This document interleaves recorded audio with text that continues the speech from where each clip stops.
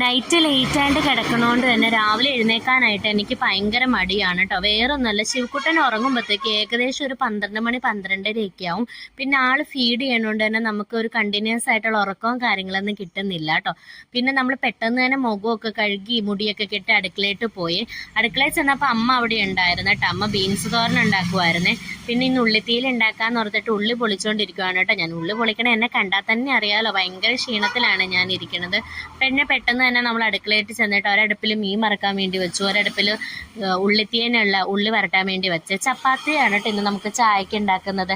2 ദിവസമായി ചപ്പാത്തിയുടെ പാക്കറ്റ് അവിടെ ഇരിക്കുന്നു. അപ്പോൾ ഡേറ്റും കാര്യങ്ങളൊക്കെ ചെക്ക് ചെയ്യുകയാണ്. ഡേറ്റ് നോക്കിയപ്പോൾ നാളെയും കൂടി ഉണ്ട് കേട്ടോ ചപ്പാത്തി. എൻ്റെ മെയിൻ പരിപാടിയാണ് കേട്ടോ. എല്ലാ അടുപ്പിലും ഓരോരോ ഐറ്റംസ് വെക്കും കേട്ടോ. വേറെ ഒന്നുമല്ല, എനിക്ക് പെട്ടെന്ന് തന്നെ എല്ലാ പണിയും കഴിയണേ. നേരത്തെ പറഞ്ഞ പോലെ തന്നെ ഭയങ്കര മടിയായതുകൊണ്ട് ചപ്പാത്തി മറിക്കാനുള്ള ഒരു കയ്യിൽ പോലും ഞാൻ എടുക്കാൻ കൂട്ടാക്കണില്ല കേട്ടോ. ഉള്ളി വരട്ടിക്കൊണ്ടിരുന്ന കയ്യിലും കൊണ്ടാണ് ഞാൻ ചപ്പാത്തി ഉണ്ടാക്കാൻ പോണത്. ചപ്പാത്തിക്ക് കറിയായിട്ട് ഉരുളൻകിഴങ്ങ് കറിയാണ് ഉണ്ടാക്കണത്. ഉരുളൻകിഴങ്ങ് മുഴുവനോടെ വേവിച്ചിട്ടാണ് കറി ഉണ്ടാക്കണത്. ഉരുളൻകിഴങ്ങ് നല്ലോണം കഴുകിയ ശേഷം ഉപ്പിട്ട് കുക്കറിയിട്ട് വേവിക്കും. പിന്നെ സവോള വരട്ടിയെടുത്ത് അതിട്ട് കുത്തി ഒടിച്ച് തേങ്ങാപ്പാലോ അല്ലെങ്കിൽ കവറ് പാലോ എന്തെങ്കിലും ഒഴിച്ച് നല്ലോണം തിളപ്പിച്ചെടുക്കുകയാണ് ചെയ്യണത്. എല്ലാവരുടെയും പോലെ മെയിൻ പരിപാടിയാണ് കേട്ടോ എൻ്റെ ഇതും. എല്ലാ പണിയും കഴിഞ്ഞിട്ട് ചൂടുള്ള പാത്രത്തിൻ്റെ അടുത്തേക്കൂടെ തുടച്ചുകൊണ്ട് കിടക്കുവാണ് ഞാൻ. എല്ലാ ദിവസവും കൈ എവിടെയെങ്കിലൊക്കെ പൊള്ളണയാണ്. ഇന്ന് എന്തോ ഭാഗ്യം കൊണ്ട് പൊള്ളിയില്ല. പിന്നെ എല്ലാ പണിയും കഴിഞ്ഞ് അടുക്കളയൊക്കെ നമ്മൾ നല്ലോണം വൃത്തിയാക്കിയ ശേഷം പുറത്തേട്ട് പോയിട്ടും നമുക്ക് കടയിൽ പോകേണ്ടതുള്ളതുകൊണ്ട് തന്നെ പെട്ടെന്ന് തന്നെ റെഡി ആവണം.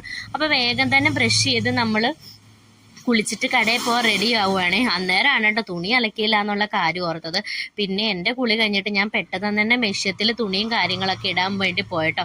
ശിവക്കുട്ടനും ബിബിച്ചനും ഇതുവരെ എഴുന്നേറ്റിട്ടില്ലായിരുന്നു. പിന്നെ ഞാൻ വേഗം പോയി മിഷ്യത്തിൽ തുണിയൊക്കെ ഇട്ട് അകത്ത് വന്നപ്പോഴത്തേക്കും നമ്മുടെ ശിവക്കുട്ടൻ പയ്യെ എഴുന്നേറ്റ്. പിന്നെ കുറച്ച് നേരം ശിവക്കുട്ടൻ്റെ കൂടെ കിടന്ന് ശിവക്കുട്ടനെ ഉറക്കിയെടുത്തു. വേഗം തന്നെ ബിബിച്ചനെ വിളിച്ച് കുളിക്കാനൊക്കെ വിട്ടു കേട്ടോ. പിന്നെ ഞാൻ പെട്ടെന്ന് തന്നെ കടയിൽ പോകാൻ വേണ്ടി റെഡി ആവുകയാണ് കേട്ടോ.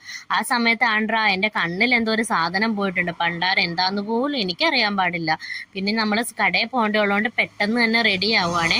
ഞാൻ റെഡിയായ സമയം കൊണ്ട് ബിബിച്ചന് റെഡിയായി വന്നിട്ടുണ്ടായിരുന്നു. പിന്നെ ശിവക്കുട്ടനെ വിളിച്ച് എഴുന്നേപ്പിച്ച് നമ്മൾ പെട്ടെന്ന് കടയിട്ട് പോവാട്ടോ. ഇതാണ് കേട്ടോ നമ്മുടെ രാവിലത്തെ ഒരു ദിവസം.